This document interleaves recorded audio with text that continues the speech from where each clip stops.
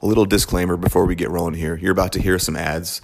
They are all from local entities that want to support the baseball community. A lot of these guys have deep connections. We're players themselves, so if you see having a need for any one of these services, please go patronize these guys. Thank you. We are also brought to you by Hurwitz Enterprises. They can be reached at 217-544-4002. Get a hold of them for all your commercial real estate needs. They've been the best in the business since 1978 around here. I'm talking Joe, I'm talking Mimi, I'm talking Mikey, all working there. This is an absolute baseball family. I love the Hurwitz family. Jake, the older brother, played at Illinois College. Henry played with me at Lincoln Lane Community College, one of my favorite all-time teammates. And Mikey, the youngest, was a stud at the U of I. Again, love this family. Go support them. Thanks, Hurwitz. We are also brought to you by Body Cemetery, located at 2201 West White Oaks Drive, bodycemetery.com. More specifically, Chad Marshik, the owner, head trainer. This guy is just amazing on so many levels. He is capable of training anyone from a child to a pro athlete to just your normal everyday person to the elderly. And not only is he a trainer, but he is also adept with, physical therapy, nutrition. Everything is going to be customized to you and what you need. There's a movement analysis when you first come in to address any deficiencies you have. It's all customized. Chad is the most positive, happy guy I've ever been around. Body Cemetery will get you right. I would, put my faith in Chad and his trainers any day. So go to bodycemetery.com, get set up. Chad, we appreciate you. Thank you. We are also brought to you by Milner Dentistry, located at 755 South Grand Avenue West. They can be reached at 217-528-3384. Dr. Ty and his staff are incredible. The place is clean. They do amazing work. They can handle all your dentistry needs. Thanks again to Dr. Ty for agreeing to sponsor us here. He was a standout at Rochester, SCI, and then later had a really cool story of walking on at the U of I. Have a ton of respect for this guy. Please go support Dr. Ty and Milner Dentistry. Today's episode is brought to you by Jason Knadler and the Bank of Springfield. I will be the first to tell you that I am not the most literate person financially, but I do know people, and I know that the Bank of Springfield has invested in a lot of people that I know and trust. They have invested heavily in former local area athletes and baseball players. Off the top of my head, I can think of, Jason Knadler, Justin Knadler, Eric Weaver, Tim Wallen, Greg Morantz, Frank Stefano, Murph Mathiet, Ryan Murphy. These are all guys that I know and trust and would have no problems putting my financial future in their hands. And so Bank of Springfield is always involving themselves in local charities and the community and talks about being a family. So if you're going to put your money somewhere, take it to Bank of Springfield. These are guys you can trust. We are also brought to you by Washco Strength and Speed, located at 3604 North Peoria Road. There's also a second location in Jacksonville. Jared can be reached at 217-899-3233. I do not think there is a better place to take your youth athlete, specifically a baseball or softball player, than Washco Strength and Speed. Jared was an SHG grad. He went to ISU. He pitched at SCI. He has his certified strength and conditioning specialist, which is the top certification you can get in the game. He is on it with his programming. He stays on new modalities and training methods. He offers summer camps, team training, group training, arm care, velocity work. The proof is really in the pudding when it comes to Jared. All of his athletes get stronger, they get faster, they get more explosive. They're less injury prone. He's cranking out athletes to college. If you really care about your athlete and you want to invest in them, send them to Washco Strength and Speed. Everyone out there, I'm just going to go ahead and start rolling here. This is the Post Game Spread podcast. I'm your host, Blake Helm. Today is an absolute special treat. I've got my buddy, my brother, a lot of things. Ryan O'Malley here with us today. Just to take you through a little bit of Ryan's background before we get going on his journey. A 98 SHG grad, Springfield Hart Griffin in Springfield, Illinois, where he started in baseball and football. a 2000 graduate of Lincoln Land Community College, where he was a national champion, was the career leader in hits, doubles, and RBIs, was an All-American, and a 2010 Hall of Fame inductee to the Lincoln Land Hall of Fame. Played baseball at the University of Memphis for the Tigers, an undrafted free agent signee of the Cubs. 2002, we had a very short, magical stint in the show. We spent some time with the Sox. We spent time as a coach in the Rangers organization, in the Angels organization. And even though you only had a short stint in the show, you are Hall of Fame in the looks department, a certified man dime. Everyone knows it. What's up, buddy? How we doing? What's going on, man? Good to be here, Blake. I appreciate the warm welcome there, for sure. Had to do it there at the end to you, man. I'm so excited to have you here. I think I've read every O'Malley article there is out there. I've spoken to 7 different people from your past: your dad, Chief Master Sergeant Larry O'Malley, Alan Dunn, your longtime pitching coach, Ron Riggle Bull, your pitching coach from Lincoln Land, Jason Knailer, your longtime friend and teammate on the 2000 team, also a 6th-round pick of the Tigers, Larry Owens, your pitching coach at University of Memphis, and Coach Woj from SHG. Last but not least, Chad Marshik, your buddy, your trainer, your roommate at one point. Man, and I actually know you personally as well. We are friends. Back in the day, you used to let me run around with you and JU and JA, and I always thought of you as a friend, a mentor, like an older brother type, and nothing but gratitude towards you. And I feel more than prepared to facilitate you and tee it up for you to take us on your baseball journey here, dude. I've done so much research. It's crazy. So let's just take it through your life in baseball. Let's take them on a journey. To start it out, I want to sprinkle a little magic, a little Larry O'Malley magic on this, okay? Before we get going. So we all know where we're going to end up in this story, and it's going to be magical, but we're going to take you through the early parts of the career as well. But we're going to start off with a Larry O'Malley soundbite. You ready? Yeah, let's do it. All right, buddy. Yeah. When he was I'm going to say 10-year-old, my mom, his grandmother at the time, took him on a bus trip with a group of people. My mom, I grew up in Nokomis, and Mom was still in Nokomis, living in Nokomis. She took Ryan, and that day he told Mom that he wanted to pitch in Wrigley. Oh, wow. Yeah. And he did it. And he did. He did it. So, all right, starting off with a little magic. We know we're going to get there. Yeah, I think I'm already getting you. Dang, dude. All right, I started you off hot, didn't I? You didn't need to do that to me. I'm sorry, man. I wanted everyone to know where we were going to end up and what a special career you've had here. I'll give you a second to compose yourself here. It's got to be the onions in the house. So, brother. Man, I had such an amazing conversation with your dad. And first off, nothing but respect for him and his military career. I was in the Air Force myself, and he was a Chief Master Sergeant, long career. So thank you for your service, Mr. O'Malley. I'd love to start at the beginning, man, like your early life in baseball, when you fell in love with it. Your dad spoke about growing up in Athens. You had a baseball field in your backyard, and you had this chain link fence that you wore out because you just couldn't get enough, man. You wore the links out. So, maybe could you tell us a little bit about Mom and Dad, about your siblings and what it was like, growing up in the O'Malley family? Well, I mean, it's cheesy to say, but it's definitely where it all started. My mom and dad mean the world to me.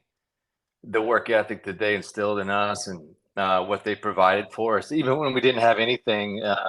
And not Athens, it was Cantrell. My man, I got to correct you. My bad. It was actually, it wasn't even quite to Athens. It was Cantrell. So the small town in between Springfield and Athens, it was Cantrell. And we lived in this small neighborhood. It was Green Acres. Okay. It just brings back tons of memories when we were just kids running around, like come in when the street lights are on. I mean, those were the days that I lived in Green Acres.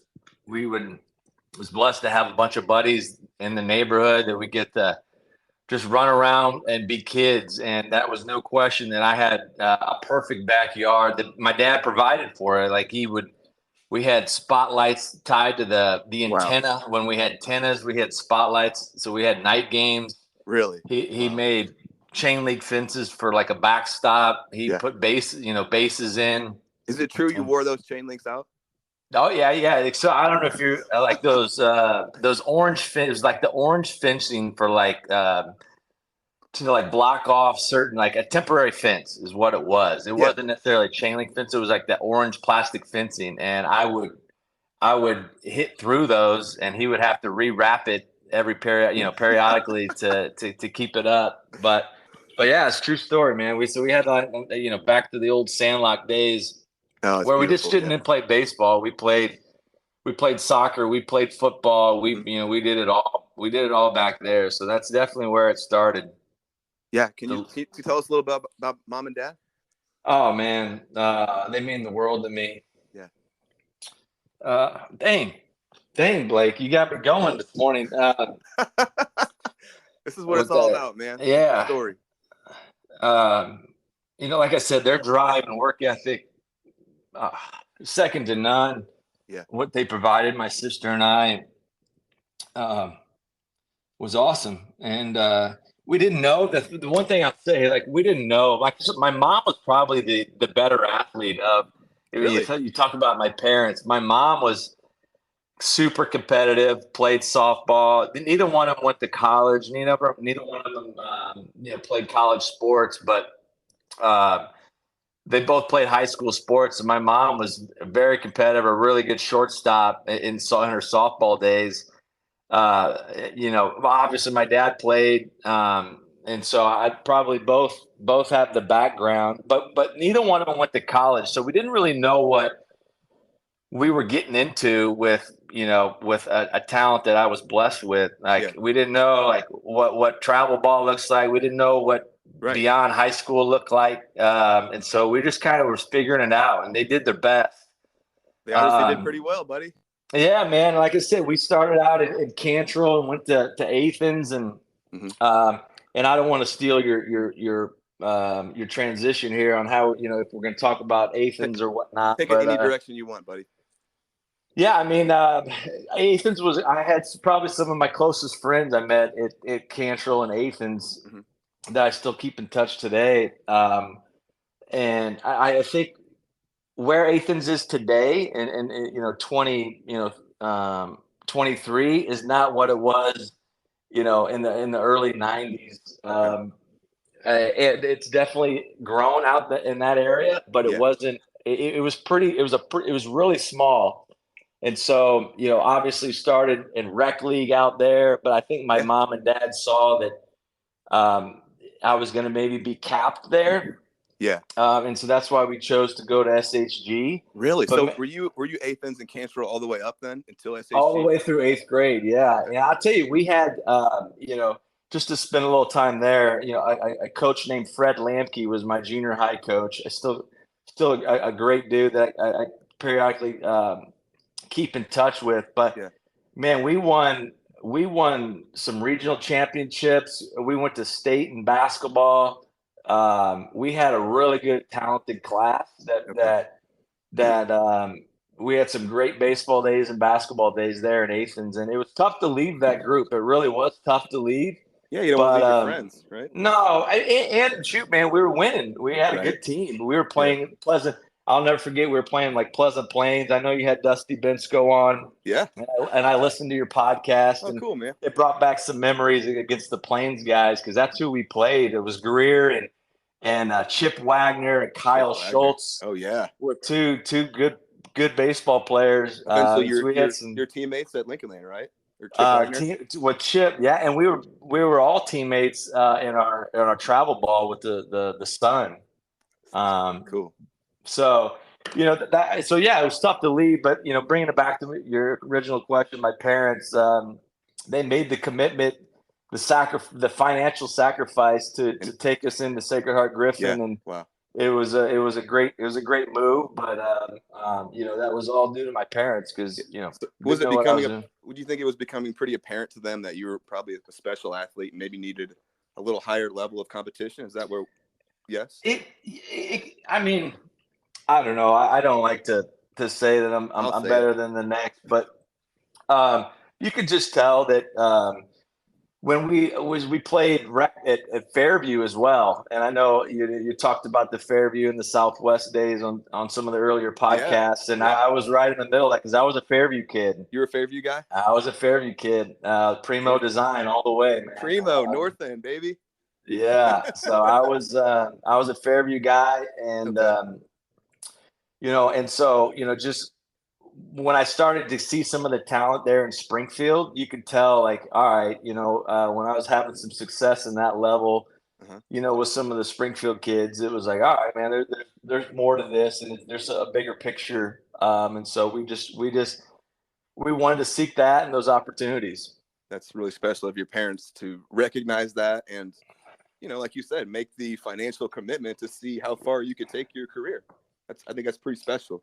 Yeah, no question. Like you said, you have special parents, and that's a special thing. Yeah. Parents do that kind of sacrifice. So you were 100%. Fairview in Little League? Fairview Little League, Fairview, yeah, and it was kind of all the way through. What was it? Minor leagues, and then the major leagues, and then Sandy Koufax. Yeah. Those three tiers. And were you playing rec ball, or was this travel ball at this time? No, that was all Fairview. And then we started to hear kind of like the Springfield Flame, like out of Southwest. Yeah, buddy. Man, like we were like, holy, yeah, oh man, and like Jeff Cox and Tyler Shelton and Adam Feld and Brad Sabota. You're like, name some names, buddy. Yeah, Brad Sabota. Like, yeah. I mean, these were the guys, and I remember they came over and played in it was to go to the Sandy Koufax World Series, and they came over and were like, whoa, these guys are the real deal. And so just something that I was like, man, I want to be like on that team someday. And so, they were obviously a year older than us. They were the class ahead of us. And so it was like, all right, well, what's the next class? Because they kept the Flame going. Then it went to the Thunder. Yeah. Oh man, I'm loving that you're talking about these old travel teams, man. This is yeah. And so Thunder. So then that's kind of when it started. I got invited to it wasn't the Flame because they started the next class below the Flame and they created the Sun. Okay. The Springfield Sun. And so Otha Davis. I don't know if you know the name Otha Davis. An absolute baseball icon. Legend. Yeah. Yes. There's some names from that team. Can you? Yeah. I mean, so you got Brad Wiedekamp out of Rochester. You got Chip Wagner out of Plains. This Preston Larison, he actually got drafted by the Tigers.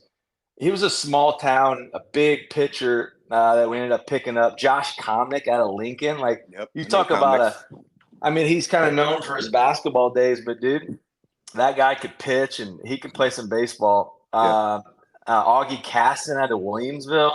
Yep. Trying to think. I know I'm gonna miss some, and I'm gonna be mad about. I'm thinking of one. Oh man. It's okay, man. This is like 30 years ago. Yeah. We can always circle back, and I'm sure. Randy Rice. You kidding me? Randy Rice. I mean, you want to talk about a baseball player that didn't play baseball beyond high school, but competing against that guy in high school, dude, that guy was an amazing baseball player. He was on that team. Everyone I've ever known that has mentioned Randy Rice has said that's the best athlete they've ever seen. And I would agree, man. His love for basketball, and he definitely could play some basketball, but I guarantee you, man, if that guy had went and played baseball, oof, could have done it was special to watch. I think he went on to play at ISU some basketball there, but yeah. Just amazing. Yeah, I mean, Scott Metz. There's a Scott Metz out of Chatham. Was a great player, shortstop, pitcher. But yeah, I mean, Otha Davis, he was our first coach and just he was a great leader. And so, that was my first, and that was all through kind of like the high school. That was like freshman, sophomore, junior year. And Otha, correct me if I'm wrong, but he didn't have a kid on the team. He was just coaching because he loved the game, right? 100%. You have 100%. to respect that, man. Yeah, nothing but respect to Oath out there. No. Can you remember an age or like a time when you felt like you fell in love with baseball and you were like, all right, this is going to be my path. I know it. I feel it. You know, like some people, it happens at a young age, some later. I love to play other sports. I love to play soccer. Soccer was probably my first love. Multiple people have said you're an amazing soccer player. I played on a travel. I probably played travel soccer before I played travel baseball with the Magic, with like Peter Christopher Lacus and that group of, and Peter's like one of all time in Springfield. And so I love soccer. But when it came baseball season, man, I love baseball. And that's what I love about kids. It's like, man, whatever season they're in, they just love that sport. When you ask them, like, what's their favorite? And that was me between those two sports. Right. But I just knew there was something about baseball that I loved more about soccer than soccer, especially as the older I got. I just felt like baseball was definitely going to be my passion. So I'm trying to put a year on it, man. I really can't. I would have to say probably that junior high age where, like I said, we had a bunch of fun at Athens with that team, and had a great coach in Fred Lampke, and started to turn more towards baseball than soccer. Yeah, for sure. Yeah. That's okay. So, but then eventually you end up dropping soccer when you got to high school, right? Yeah. Well, I do. I mean, you kidding me? When you go to Sacred Heart Griffin, I mean, you think about one thing, and it's football. Yeah. And so I definitely I never played JFL. I never played flag football. So I was like, man, I'm going to start this as a freshman. And I went right for it. And it was kind of I didn't play much as a freshman. Actually, it was a kicker for my soccer days. I kicked and punt. Yeah, I kicked and punt for the team. And then towards my sophomore year, I got into more, got to play some more. But then that progressed too. But man, it's just what Sacred Heart Griffin provided as, the Friday night lights, and everyone loved Sacred Heart Griffin football, and I wanted to be a part of that. And absolutely. And so I chose football and baseball. And for those you don't know, like I said, I did a very deep dive on Ryno here. I think we are 23rd all time in receiving yards at SHG, and we are 21st all time for a single season receiving yards at SHG. And this was so everyone has context. This was before the offenses were really spread open. Like, this was back in the day when it was 3 yards in a cloud of dust for many teams. Who was your quarterback at SHG? I mean, it was Derek Leonard too, man. I tell you what, I always like look back and like, man, if we had that offense with Derek, because he took that offense to dude, and he crushed it. If we would have done that in high school, because we had, like I said, Brad Swoboda, we had Jason Best, like we had some guys that could go get it. So you're right, man. It was before that. Yeah.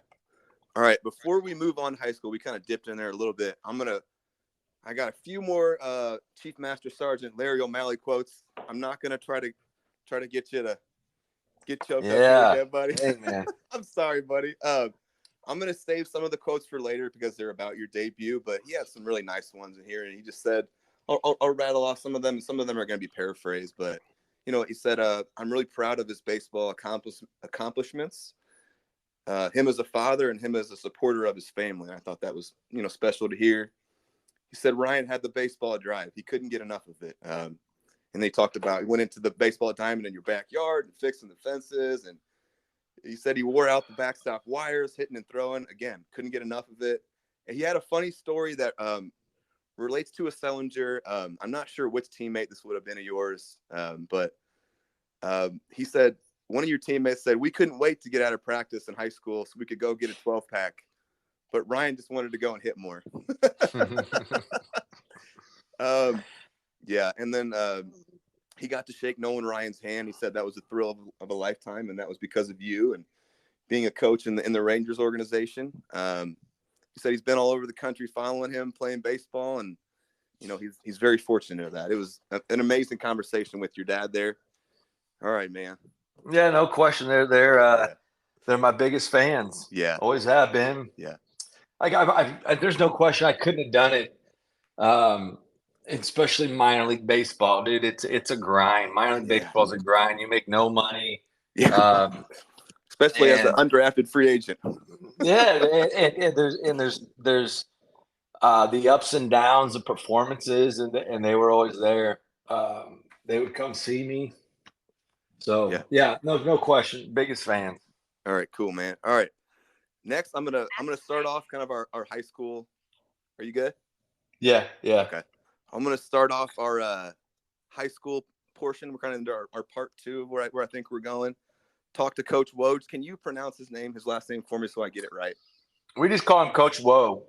Coach Woe. Okay. Coach Woe. Yeah. I'm not even gonna try it. So Wojcicki, I believe it is. Wojcicki. Yeah, I think that's right, but I don't want to butcher it either. But he was amazing too. Very, very kind and warm. I'm gonna rattle off a couple quotes here for you just to like maybe get some of the juices flowing. Thinking about high school a little bit. Let's see. Coach Woj, number one. Ryno was such a great athlete. He had such a sweet swing, smooth and long through the zone. And we'll get into that later, but people do forget how accomplished you were as a hitter too, and that you took it a long way as a hitter as well. He always had such a great attitude, very upbeat, smiling, happy, enjoyed what he was doing. His parents were extremely supportive of him and me, and they never involved themselves like some parents do, and he really appreciated that. Ryan was a coach's dream. Man, it's getting thick. A really smart player who knew the game. He knew the nuances of the game more so than other high school players. Very low-key, low maintenance, but always in the game. It was easy to take for granted how much he did well. He made everything look so easy. He was so consistent. He never had high highs or low lows. He was always even-keeled. And he called you a top 3 local high school player that he's ever coached or saw, with Jason Worth being number 1. So that's where we're going to be at. Starting off with Coach Woj. So like I said, Ryno here played ball at Sacred Heart Griffin in Springfield, Illinois, and football. How was high school baseball for you, bud? Let's just start chatting about it. Yeah. I'd even take it my early days of, Coach Woe was the varsity coach, so that wasn't till. Well, I actually got to dress a little bit my freshman year, got to play varsity as a sophomore. But man, my freshman year was very impactful with a coach, Jim McMahon. He was actually one of my football coaches too. He's my fellow firefighter. Oh, that's right. Jimbo, coach. Dude, he was an awesome baseball coach. His passion for baseball. You'd have to ask him. I bet he would say it was equal to or more than football. I had no idea. I can't wait to ask him. Yeah, and so Jim McMahon we had a great freshman team and just loved playing. And then, like I said, I got to dress a little bit as a freshman, as a varsity. Didn't have much success, but then got to start as a sophomore. Okay, and had I don't remember the numbers. But I had a decent sophomore year, decent junior year. And then, honestly, my senior year was underwhelming for myself. Yeah. I look back all the time. I feel like I put a lot of pressure on myself to try to do too much. At least for me. It's easy to do. It was underwhelming, but nonetheless, I'm playing baseball. Got a great group of guys, and we were getting after it. But I just felt like my senior year was put a lot of pressure on myself to be big, probably do too much, and put those expectations on myself. And so, really, the early days of SHG baseball, I have a lot better memories, and really felt like, man, it was yeah. So you were like right before the era where everything was online stat wise. And like, as hard as I dug, I could not find stats. I contacted SHG athletic department. There's no records or anything like that. So we're just going to have to take your word on some things here. But were you being recruited junior, senior year? How'd that go for you? Yeah, I mean, again, like Lincoln Land was always just a staple in the community. Absolutely. Coach Krasick was and Bull were always out supporting, the Central State 8 games, and but just like any other high school, you think you want to go Division 1, Absolutely. and you want that just more for probably a status than anything. 100%. Yeah. And so I was recruited by Indiana State. I was recruited by Southern Illinois, Dan Callahan, which I think a lot of that guy, man. Absolutely. Rest in peace. Absolutely. And Gene Callahan, his dad, was a big supporter. Well. Yeah. So those two guys, I would have loved to, went to play for them. It didn't work out. And why didn't it work out? So, again, you think you need some type of a scholarship, and you need, and there wasn't a ton there, but it was like, and really, I look back, I'm super blessed that I ended up going to Lincoln Land, and it's those 2 years at Lincoln Land were iconic. And my freshman year was 100%.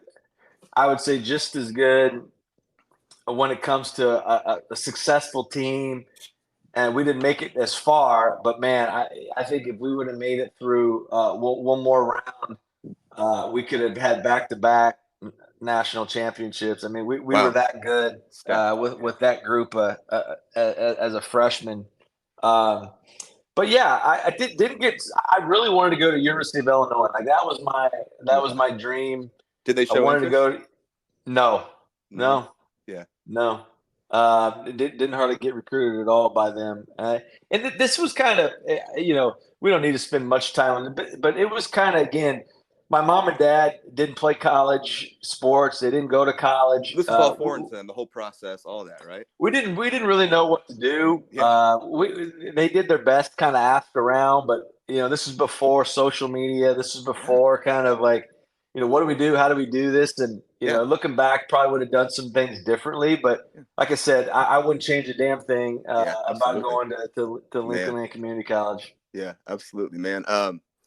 Yeah, and just like a totally different way to be recruited. And like, back in your day, I mean, I'm not that much younger than you, or much younger than you. Like, there was no YouTube or Instagram or all these things that, you could send these videos to coaches to all these perfect games, and you could get all these metrics on your fastball, on your 60, on your exit velocity, all these things. Totally different, right? 100%, 100%. And so yeah, I don't even know. You would have liked to think I was like, man, they'll find good talent, and we had some great talent in the Central State 8. Jason Worth was a year before. Yeah. And he had all the scouts out after us, but it probably was. Looking back, it was the major league scouts. It wasn't like necessarily college scouts, as much. So anyway, nothing to, no regrets at all by, the path that I chose. And I'm super thankful for the opportunity. Yeah. So eventually you ended up choosing to go to Lincoln Land to become a member of the Loggers. Yeah. And playing for the famous Claude Krasick. Absolutely. Yeah. I believe they won a national championship in '94, or first or second. Is that right? I think it was 94. Okay, yeah. 94. And all right, man. Before we go into more Lincoln Land stuff, tell me if I remember this right. It's a funny story. I think I remember you telling me. Do you remember the old Lincoln Land Logger logo? Oh yeah. The kneeling logger. Yeah. Yeah. The axe and the whole works. Yes. Do you remember telling me that for a time you thought it was Claude Krasick? Oh, I mean, we should absolutely think that it was. Why would we not? Why would we not? For all of you that don't know, Claude Krasick was the longtime skipper, manager, athletic director at Lincoln Land Community College. Loved that program, bled Lincoln Land, red and blue. And the logger is just like this kneeling logger with the axe, does bear a resemblance. I don't think it's him, but it would be hilarious if he did make it in his likeness. Totally. Totally. Great. Yeah. So, I mean, what was it like playing for Claude? I think I remember you and JA and JU talking about marathon practices, and it was a serious program. He was there to win. No, 100%. And it all goes back to leadership. He was a great baseball guy. He's a great man. He's a great coach, a great leader. There was a ton of success before, like you said, they won it in '94, but there were some great teams. Yeah. Even before us, that I think that kind of paved the way for the talent that in the Central State area, or even the surrounding communities, to have a baseball program like that, Yeah. to stay at home. And right. Man, it was an awesome experience. And this was before weight training and really had all that taken off. It was Coach Krasik. We had the early practices where he would set up these obstacle courses, and we would do jumping jacks and push-ups and sit-ups. And this was kind of all before the weight training really took off. And yeah. He was kind of cutting edge in his own way of just old school, like I said, push-ups, sit-ups, squats, right, jumping jacks. And he just set the tone of those early before school practices. But even before that, I remember going to Lincoln Land community camps as a Me kid, too. Me too. as a junior, as a little guy. Yeah. And going there and seeing these Springfield Rifles guys leading the camps. And I'm looking like, up man, to these them. guys, and these guys were coming from LSU, and they were coming from these big programs. I'm like, these guys are amazing. And it was some great camps. Yeah. And I think he just did a great job of building that program there that made it for guys like myself and you and the Canadlers and we didn't have to some really good baseball talent to stay right there and have a ton of success. Isn't that special that there was this program? You didn't have to leave. You could go to this amazing program, get exposure, get drafted, or go to another program after that. You could go D1 like yourself and eventually pro, and just it's amazing. And I look back on that roster that you guys had, and for a junior college team to have on your national championship team, you had 5 guys that went on to play pro ball, 2 guys that made it to the show. I mean, that's a big deal for a college team. That's a big deal for a Division I team, Yeah. You guys were absolutely special team. Yeah. So special team. Were the length of the longer practices under Claude as long as as I remember you guys talking about? Oh, absolutely. And he was like the old school thinking of if we weren't practicing like he wanted, he would just continue it. It was not like the start time, the end time. It was like, hey man, we'll stay here. We'll run wind sprints. We'll run poles. And this is before NCAA time regulations on coaches or anything. Yeah. It was just whatever he felt like doing, right? Whatever he wanted to do. Yep. But it was great. I mean, I look back, he could have easily been a Division I baseball coach. Yeah, absolutely. He ran 100%. some great practices, very organized, very, very well done, a great teacher. I take my hat off to that guy big time. Yeah, that's amazing. I'm looking here at your stats from the 99 season. Man, getting it done. Didn't pitch as much as I would have thought. No. Yeah. So, but from an offensive side, hitting 370, about 200 at bats, 78 hits, 21 doubles. Jason Canadler called you a doubles machine when I talked to him. 4 triples, 8 bombs, 55 RBIs, 621 slugging. I mean, getting it done. As a pitcher, 9.95 ERA. 1-2, 12 innings pitched. So were you not as much into being a pitcher? Did Krasik not see you as a pitcher? Or, I mean, what was going on there? Obviously getting it done on the offensive side. Yeah, no, I mean, even in high school, I know you could I didn't pinch a ton in high school. I did, and I'm sure Jason's got some great stories that he's going to tell about me pitching against him in the Central State A tournament that he stole home. I know he's going to bring this up. Yes, that's the story he told. I know he will. He still tells me about that. So with the chicken dance. Oh yeah, and so I didn't pitch a lot in high school, and so therefore I didn't go to college, looking to pitch a lot either. Really? And no, I don't really. Would you say 12 innings? 12 innings. Yeah. And those were coming out of center field, like and late in the game. Yeah. Just to throw strikes and be a lefty. Those were all out of relief, really coming in right out of center field. Wow. It was never of like warming up in the bullpen coming in. Yeah. And what happened there was John Freeman is a pitcher that went to Sacred Heart Griffin. That was a pitcher, left-handed, just a crafty lefty. I mean, you talk about like Tom Glavine. This guy, John Freeman, he had some great numbers at Griffin and went to Lincoln Land and had a great freshman year. And he hurt his back. I forget how he hurt his back, but he hurt his back either at the end of the season or in the off season. And Coach Krasik came to me. He's like, Ryan, I'm going to need you to pitch next year. And I'm like, dude, whatever, of course. Yeah, I'll do it. And so that's kind of how it really took more of a focus of like, all right, there's going to be a little bit more pitching than just coming in from the outfield. Yeah, and I'm really interested to hear how that goes, because trying to manage being, kind of a full-time pitcher, which the next year you were. I'm looking at these stats. You were clearly their number 2 starter, and also, leading the offense as well. That's tough to manage. It's like being 2 players in one, essentially. Okay, so after that first year, very strong offensively.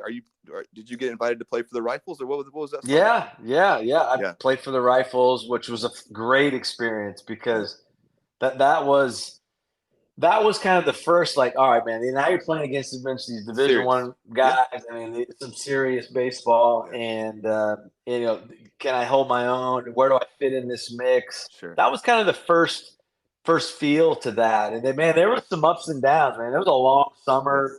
Yeah. First taste of playing, like kind of playing every day, wood bats. I had the exact same experience my first year with the Rifles. For those of you who don't know, the Springfield Rifles were in the old Central Illinois Collegiate League, one of the 5 leagues sponsored by Major League Baseball. They used to be one of the better leagues, one of the better collegiate summer leagues. And if you had the opportunity to play in the CICL, you absolutely had a chance to be a professional baseball player. Sorry to cut you off there, Ryan. Just wanted to provide a little context, but yeah. It's really fun. It feels like professional baseball in a way.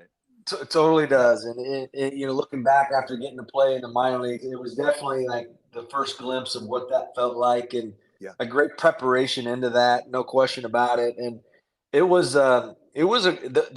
were some great summers. I played both. Actually, I played 3 years, all 3 years. On the Rifles. Yeah. Wow. And just looking back, like some great teammates, some guys coming in from out of state. So just some great memories of. Hey, we're back. There we go. We're back, buddy. All right. A little technical difficulties. Yeah. I'm doing my best here. Can we? No, it's good. Let's make sure we mute it again. Oh, yeah. Yeah. Cool. All right. We're back to it. All right, guys. We had a little technical difficulty here. I'm doing my best. I'm not a trained sound engineer or anything like that. All right, so we played three years for the Rifles here. I think we're kind of getting to essentially a place where we can start talking about that magical 2000 national championship team. Are you ready to take us there? Yeah, absolutely. Let's go, man. First, let me rattle off the stats, because wild year. Let me talk about the pros first. Scotty Blackwell, yourself, Justin Knadler, who played in the show for a couple cups of coffee, Jason Knadler, Frank Stefano, all played professional baseball for this team. I'm looking at a 391 average here for you, bud. 235 at bats, 75 runs scored, 92 hits, 31 doubles, 4 triples, 12 bombs, 82 RBIs, 711 slugging, 450 on base. And then we really got it done pitching too. It looks like you were the number 2. You went 9-3 with a 3.69 ERA, 90 innings. Impressive stats all the way through, man. Let's talk about this team, man. What a special experience. Shoot, man. That's a great memory that I'll never forget. It goes back to what I was just saying with Coach Krasik and what he provided. The team to be the group, but it comes down to the group of guys, man. Yeah. Just when I reflect back over the years on like what made a good team, and even a talented team, like unsuccessful team, it Yeah. comes down to camaraderie. Yeah. And you either have it or you don't. You can't force it. You can't wish Agreed. upon it. Yeah. And there's no question we had some of the best times with that group of guys. And obviously, winning is contagious, and Sure. it fuels the excitement and want to be around each other. And so we just had it both. We had a special group of guys, a special talent, but more importantly, just a great group of guys. Yeah. Really fun And team. oh man, and yeah, and that's at the end of the day, that's what it was about. And we love to play for each other. We love, very unselfish team, whatever it took to get it done. And that's what it was, man. We went out there and competed and and got it done. Yeah, For sure. all right. Let me hit you with a few Jason Knadler quotes here. You ready for a few Right. Jasons? Yeah. They're good, man. They're good. Jason Knadler being, as far as I know, one of your best buds. A sixth-round pick of the Tigers in 2001. Had a nice career. Is doing very well here in Springfield now. Is one of the big boys at Bank of Springfield. I had a great conversation with him. He called you an incredible teammate, locker room guy, dugout guy. He said we were enemies in high school, but baseball brought us together. Working towards a championship at LLCC did that, even though he was an SHG pretty boy. Yeah. He says he remembers stealing home off you in high school and Yeah. doing There it is. There it doing the is. Merton Hanks chicken dance back to the dugout. He said you wanted to kill him afterwards. Do you have any comments on this? It's spot on, man. I called it out earlier. I knew that he would talk about it, and he still brings it up when we get together. That one he'll never let it down. And but yeah, we were absolutely enemies both on the football field and baseball field. They had a really good team. That Springfield High had a great team because they beat us in football that year, right. And my senior year, and they beat us in baseball, and it was like I hated those guys. Sure. But it was I always, even though you have a hate for competition, you respect. I've always respected talent where talent is due, and sure. And so to hear those guys that they were going to Lincoln, I couldn't have been more excited. Yeah. Absolutely. So I think that's and that's where it started for obviously the respect for the baseball talent, but it started our long friendship with those guys, and they are those two of my best buds. So yeah, those two of the best guys, man. Yeah. He also called you a doubles machine. He said everyone loved being O'Malley's teammate, probably because they wanted to be his wingman after the game. He always wanted to hug you. He loved life. He loved the game. It was so fun being around him.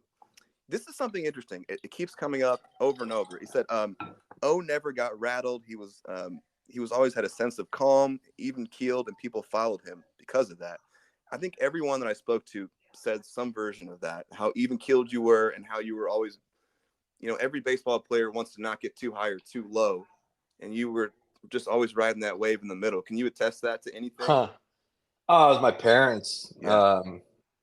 Just their steadiness, the way they worked hard, but I never could feel that, like that they were, whether it was stressed about money or stressed about this or I never felt that as a kid. And so I always felt that they were, even keeled. And, I still just try to go through life like that. Is like, one thing I always tell myself, I'm never as good as I think I am, and I'm never as bad as you think you are, because you have life, throws curveballs at you. You have some wins and losses, but that win is around the corner, and so is that loss. And so, if you just you're never as good as you think you are, and you're never as bad as you feel that it is, and just try to ride that wave of that middle of the pack, and just keep going. So that's just, I love it. That's what I did then, and that's what I just continue to do now. Yeah. So it's obviously working for you, bud.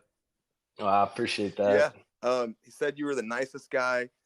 You always treated everyone well. You were always kind, and I can second that. I absolutely always thought that about you. And then a little interesting quote at the end. It was about you as a coach, and kind of the LLCC camps back in the day, and he said, that you had a real passion for teaching and passing on knowledge, and that was passed to you. And sometimes guys at those camps, the instructors kind of mailed it in a little bit, and you were just like going through the motions, but that you really were into it and loved teaching and loved, connecting with these kids. And that totally makes, and he said that made you an amazing coach, and that totally makes sense why you transitioned into coaching for a time after your playing career ended. Yeah.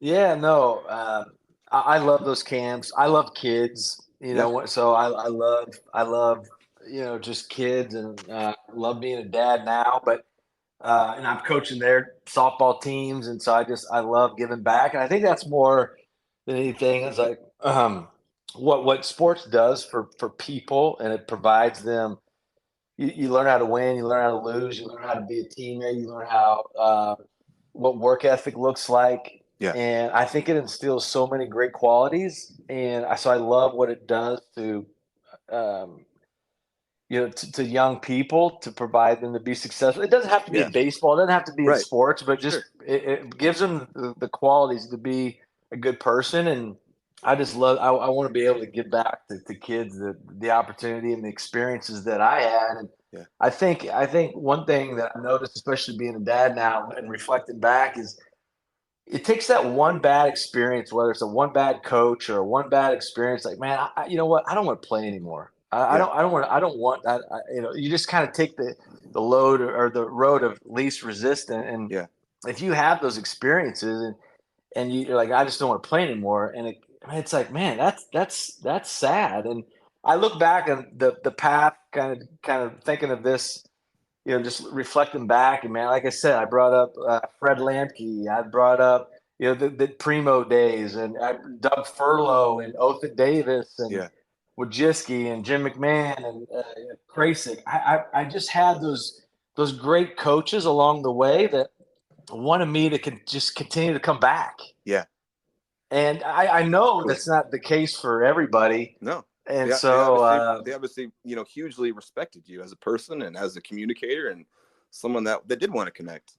So not to go on a tangent, but like that's where my passion for just giving back to, whether it was those camps or whatever, that's where that comes from. Yeah, I totally get that. I see that.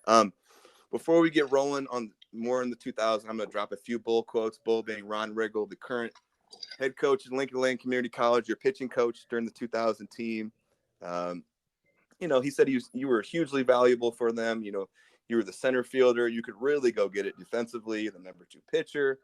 You said you're a great kid, a hard worker, but you still need some luck in this game. And he was thrilled that everything worked out for you. Work ethic was top notch. You never quit. You handled pitching and hitting as well as anyone he'd ever seen. And I kind of talked about how difficult it can be to manage those two. And then I'm going to end on a funny one for you. And you can plead the fifth. I probably expect you to. But he said, and it was funny hearing him light up when he asked this at the end of our talk. He said, ask him about the wrestling pay-per-views on Sunday nights at Blackwell and Lineagers. He should laugh. And if he doesn't laugh, he has no sense of humor. Like I said, man, we had some all-time memories with that group. That's for sure. Yeah.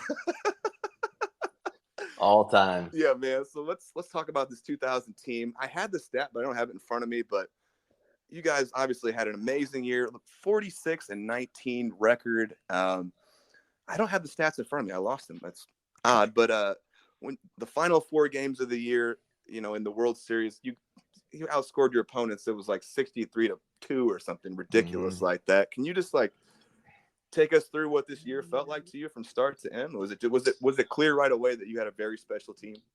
Oh yeah, it was, like I said, but even our freshman year, we had a great team, and we had a ton of starters coming back to be on the sophomore team.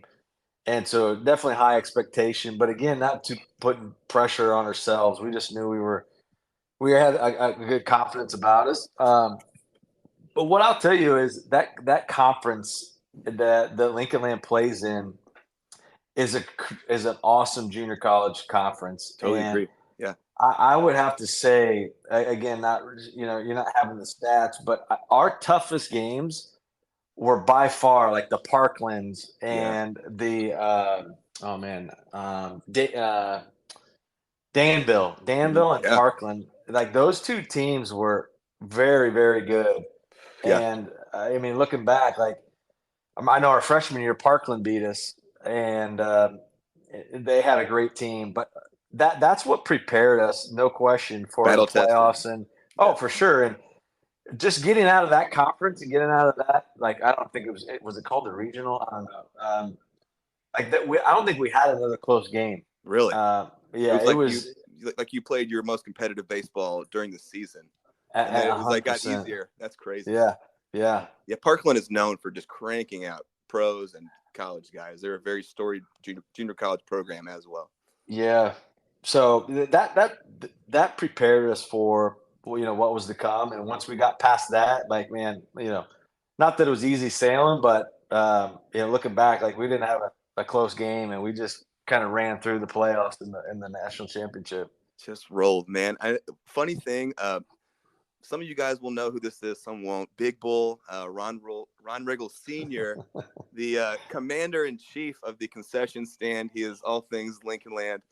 I think every team, every player from Lincoln Land that came after you guys heard about the 2000 team endlessly. It was like every story that would end about the 2000 team. Big Bull would start talking to you, and then it would be like, let me tell you about this one time, Ryan O'Malley.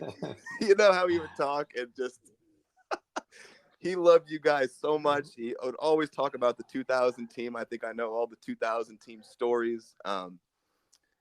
Obviously won the national championship there. Were you getting recruited in this last year? How was that process for you? Yeah, again, it was, I always kind of had that. Well, first of all, I got to hit on the Big Bull. We call him Big Bull. Yeah, and let's go. He was great, man. He was a great supporter. Like you said, I mean, he owned he gave he gave that field, which was an awesome field, but it wasn't because of like the great stands or the iconic scoreboard.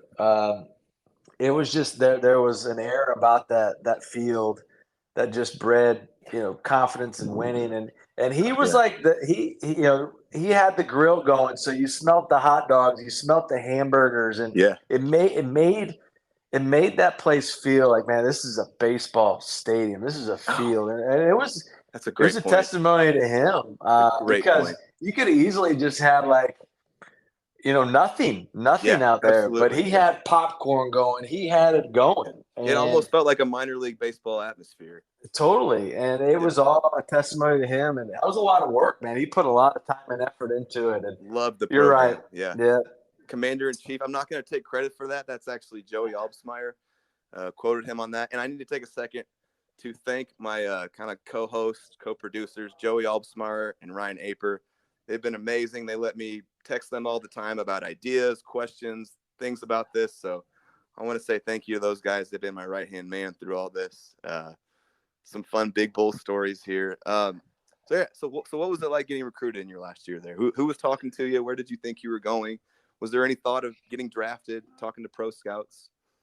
There was some, man, what was the old school? He was the Minnesota Twins. Like he always had like the chewing tobacco going down his cheeks. He's actually the one who drafted Scott Blackwell. Someone's going to have to help us out on that. But he was always around. He was like one of the main scouts that was always around. Mm-hmm. There was some talks about it, but nothing really. Like the Blue Jays, the Indians, and make some calls. Would I be interested? But it was more as an outfielder. Yeah. And that's what you thought your path was at this point? I don't. This is probably when it started. Like, man, could pitching be something? Mm-hmm. This was kind of the first year for that, and so I don't know, but there was really nothing, heavy. Again, I thought, like, man, U of I, between the national champions, you got Scott Blackwell, you got the Canailer, boys.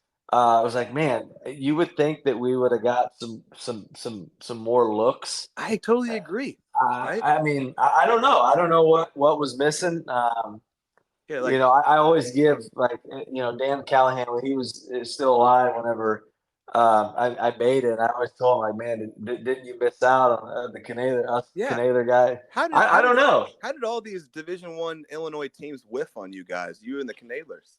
Yeah, I look back and I always wondered that because like I told you, my dream was to go to the U of I, and I would have loved to do that. And so I don't know. We didn't really. I never got recruited by those guys. Nothing.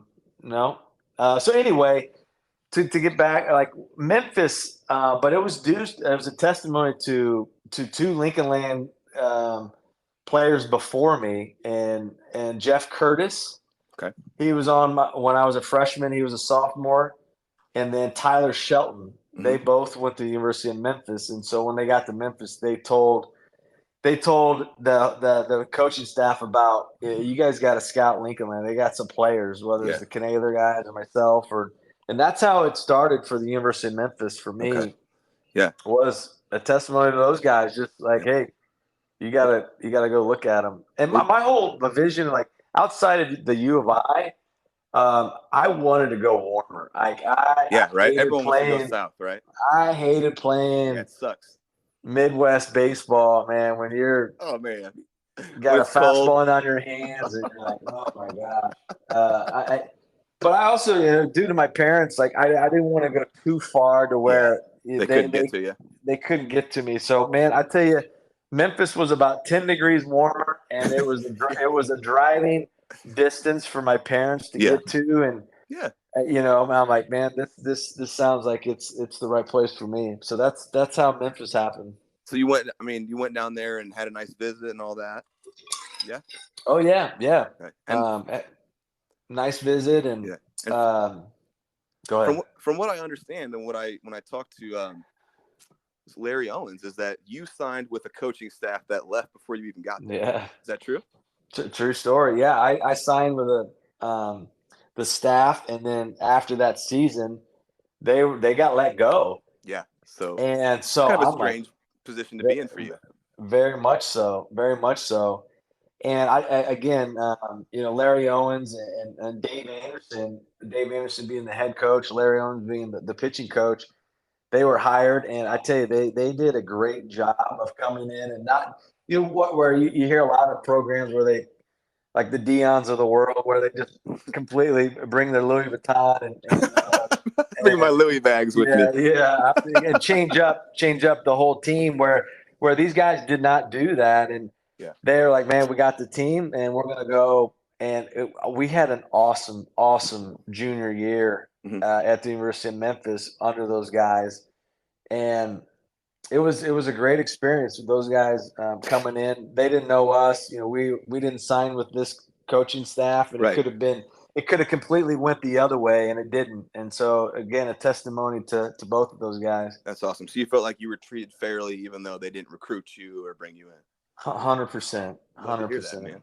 Okay, so I'm looking at the stats here. It looks like you were doing both first year. Were you playing center field? I was playing center field. I went there as an outfielder. I signed as an outfielder, but I told them, I'm like, hey, left-handed pitcher, I'll do it if you guys want or need it, but whatever is needed for the team. Well, it looks like they needed you. You're in your first year. I'm looking at the offensive side, and interesting stats here. So I'm seeing some power. I'm seeing you hit 8 bombs. I'm seeing 32 RBIs in 39 games. I think a college season is about 50 to 60 games, but hit about 209. So that's like quite a drop off for you offensively from what we've seen in the past. Was it just like a whole nother level of competition, or what was going on there for you? Yeah, I mean, again, it happened to me my senior year at Sacred Heart Griffin, where I put a pressure on myself. Yep. Coming off the Lincoln Land highs, go to this university. And I tell you, we had a team. I don't know if you know the name Dan Ugla at all, but he was a big time player, and he was a roommate and on the team. That was your roommate? Yeah. Wow. Yeah. He went on to have a huge big league career. Big league career. And so we were on the team, and I'll never forget. Like in the fall is kind of when we had to earn our stripes. I had an awesome fall. Okay. And I ended up coming out of the fall batting third. starting in the spring, playing center field. I'm like, dude, this is it, man. And as we all know, what the third and fourth hitters kind of get a steady diet of Breaking in balls, yeah. in Division I baseball. And I tell you, man, I struggled with the off speed pitch. Yeah, spin. And Tough. and man, it was kind of the confidence just kind of was going south there, and Really? I was putting a lot of pressure on myself, and I wasn't getting it done. And you guys, and Dan Uggla was having a monster year, and so I got dropped down, and and so I kind of had those power numbers, but that was it. It was like all or nothing, man. I was either striking out or like hitting a home run. Yeah, and go ahead. Yeah, and so again, it was we had a good year because we were winning. We had a fun year. Mm-hmm. I still, they still believed in me. I just kind of dropped down and got to play, but just wasn't having the success that I wanted to. Right, and clearly you were getting it done on the mound here. So 5-3, 14 games started, 67 innings pitched, 3.99. So I mean, by all intents and purposes, shoving, having a good year on the mound. So again, you kind of talked about like how did you do like the position player? How did you do the pitching? And that's so I would play the weekends as an outfielder, and then midweek games I would pitch the midweek games. Interesting. Okay. So non-conference, I'd pitch those. Yeah. And that's kind of where it's again like there's like the second tier of the pitching thing coming on strong. Yeah. Was I had some really nice wins midweek. I beat Old Miss. Oh wow! Did you play there? We actually played at AutoZone Park, which is the AAA stadium there in Memphis. Okay, cool. So it's still a great field. Yeah. And so they came up and we played Old Miss and we beat them, and so that was kind of like, again, we talk about the confidence level of the offense kind of going south, but like the pitching confidence, going north and building, and then I started getting in. So then I would play Friday, Saturday as an outfielder, and then I would pitch on Sunday. Yeah. To save the arm, and then finish out the weekend. And then so that's kind of how the junior year wrapped up. Is those transitions happening. So after that year concludes, do you play for the Rifles again there? You'd have played for the Rifles again? Yeah, I did. I went home and played for the Rifles again, and it was a great. Did you pitch and hit? I did. I did both. Okay. I did both. Before we move on to your next year at Memphis, I have got a question. This is from Joey Albesmeyer. I think it's awesome, actually. So now that you've played D1 baseball, how does this D1 team hold up against that 2000 Lincoln Land team? Could the Lincoln Land team have competed? Oh, shoot, man. We had a great team. So, yeah, I definitely think we could have competed. Mm-hmm. But from top to bottom, Division I is still, I mean, it's still superior than an overall junior college. Yeah. It's like maybe like the top 5 or 6 guys on your team might have been comparable. Of course, they were on the Lincoln Land team, probably the top 5 or 6. But after that, probably some drop in talent. Yeah, and I mean, like even outside of the pitching staff, like I mean, it couldn't have. You might have had 1, 2, but to have 5 pitchers compete at Division I, it definitely kind of dropped off. So yeah, man, Division I baseball is the real deal. Sure. Yeah. Memphis is a cool school as well. I played there a few times when I was at Murray State. I love that field. So we're going into our second year, and it looks like you became a PO, pitcher only. Can you walk us through how that decision went, or were you upset about it, or just I'd love to hear about it. Yeah, so again, that was Dave Anderson, Larry Owens' first year, and it was kind of like, all right, what's year 2 look like? And it was my year 2 as well. And again, there was a Jason Wiedemann. It was he was our number 1 pitcher. He got drafted. Like I said, Dan Uggla got drafted. So we had some scouts out at the games, and I got some looks of. They're like, man, Ryan, we're getting more, questions and thoughts about you as a pitcher than anything as a hitter. Mm-hmm. And they're like, what are your thoughts for your senior year? How do you want to do this? You're like, we'll support either one. I was like, man, I think I want to go all in on pitching because Really? then I mean you it's really hard to do both. Yeah. You're constantly getting swings, and therefore you're not doing everything for your pitching preppers. You're pitching, you're not getting your bullpens in, your flat grounds in. You're splitting your time. You can only do so much, and so I'm like, man, I've never kind of went all in on the pitching thing. Yeah, until now. And so I'm like, I think I want to give it a run, and they supported it, and that was the decision, and that was going into my senior year. What kind of changes did you make after that? I mean, training wise, how you managed your day, your routine, all that. Oh, it was just all in pitching mentality. Yeah. It was, again, like I mentioned, just doing like your arm exercises that I maybe did if I had time, just because it was always in the batting cages. Yeah.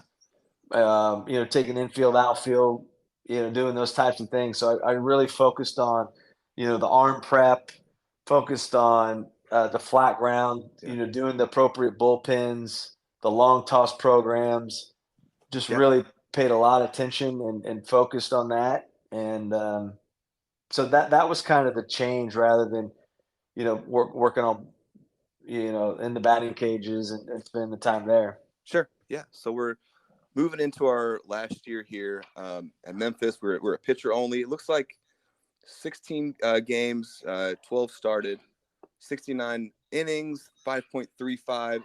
You're listed as a starter reliever. How do you feel like this year went for you? So we had a ton of success. Had a great team. You talk about the camaraderie as a junior. Going in, we lost some of those key players that I mentioned, like Tyler Shelton. We lost Jason Wiedemann. We lost Dan Ugla. We lost some key players.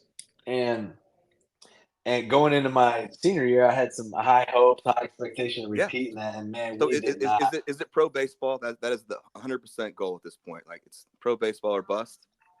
Oh shoot! Blake, I obviously, I wanted that always as a dream, always as a kid. Yeah. But man, right there in that career, at that time frame, I'm like, man, I always thought I thought I was a hitter. Yeah. Yeah. And I always thought I was going to be a hitter, and then making this transition so late, I'm like, I didn't know. I just loved baseball. I just wanted to go, and obviously I wanted to play on, but at that point I was like, man, we got to go see if this is even if this is possible or not. To your point, man, those numbers were very underwhelming. We had a less than successful team. It was the chemistry wasn't there. The wins and losses were obviously more losses.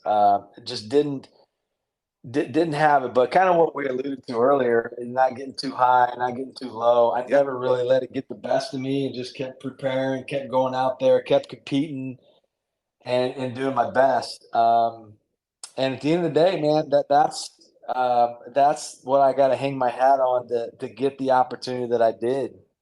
At the end of all that. So were we getting? First of all, can we talk about where were you at velo wise, like your senior year of college? Yeah, it was 88, 89, maybe touching 90. Mm-hmm. That was 90 was everything I had, but that never really panned out for me. I like to stay around that 87, 88, 89 and know where it was going, because I'm not missing many bats over the middle at 88. So I definitely had to command it. For sure. What so that senior year, were you talking to pro teams? Were they talking about draft at all? How'd that? Yeah, actually there was, again, like the Indians, the White Sox, there was some talks of, kind of like that mid-tier rounds, senior sign, not much of a bone, just, hey, here's a senior sign, go see what you got. I had some nice some night, because I was the Friday or Saturday guy, so I was pitching against obviously some of the better talent in the conference, like the Tulanes of the world. We had Yeah. some great baseball. South Florida. And there were some guys getting drafted that I was, pitching against, and there was quite a few scouts in the stands, and so I had some nice wins Yeah. against some of those, like, okay, maybe rise to the occasion of some of those guys that I was playing, pitching against, Mhm. and so I had some nice showings that I think at the end of the day maybe panned out to, like, hey, this guy's left-handed, he throws strikes. Sure. Let's see what happens. Yeah, So let's see what happens. there was never like high rounds. It was kind of always like, hey, this guy's left-handed, he could pitch, throw Teams strikes. always need lefties, right? Exactly. Yeah. So when draft day comes, I feel like I remember talking to you about this back in the day, and it's a tale as old as time. A scout will over project to someone, say, hey, you're going to go 10 to 20 or 15 to 25 or top 10. And then were you actively watching the draft or paying attention to it to see, or were you waiting for someone to call you? Or so day one, right? Day one is like 1 through 10 or 1 through 12. I'm not for sure. That time there was 40 rounds. Yeah. So kind of day one, I was like, I was obviously kind of following just to see some guys we played against, and but never really expected my name to be called on day one. I was thinking maybe hopefully somewhere in day two. But again, there was no, like, I wasn't excited about a signing bonus at this point. I was a senior sign. You got no leverage. Yeah.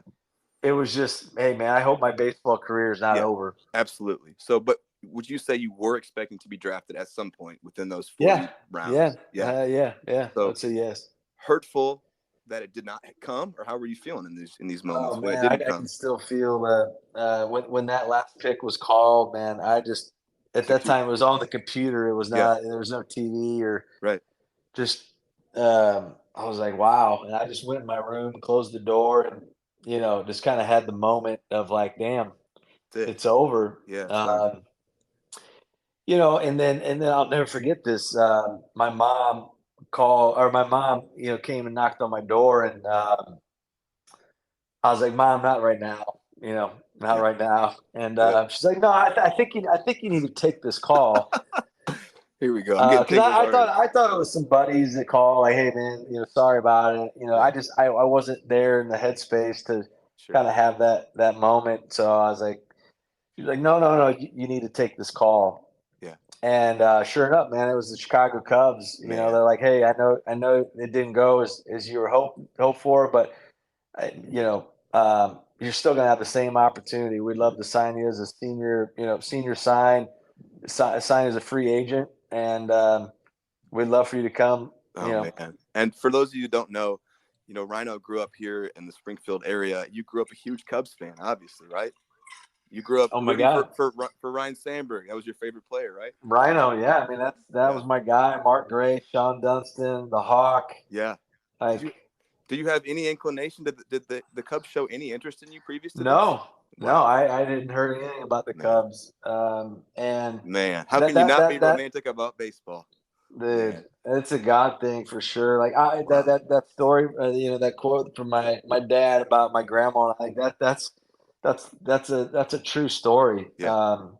We went on a bus to Wrigley. I went just my grandma and I, and it was against the Cardinals, the St. Louis Cardinals, and like Ozzie Smith's out there, and it was a 1-0 game. I'll never forget it. The Cubs won 1-0, and I was just like, Grandma, that's what I want. That's what I want. That's what I want to be, and that's what I want to do. And that's so special. And for that to get that call and for it to be the Cubs, like, man, it's all time. That's what dreams are made of, buddy. So from I don't know if you were crying or not, but you were certainly in a place in your room feeling like your baseball career was over, to the team you grew up rooting for calling you and telling you, we're going to give you a shot.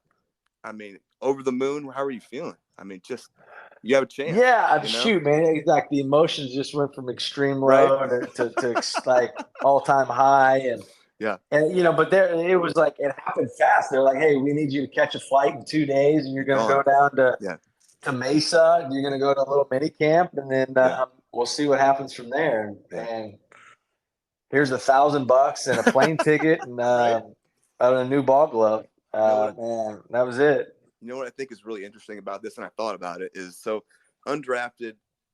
I essentially, they probably didn't give you any signing bonus. Did they give you anything? No, the $1,000 and a new glove. That was it. $1,000 and a new glove. So basically, just show up. But so you talked earlier about putting expectations on yourself at Memphis, and then in your last year at SHG, and that was difficult for you.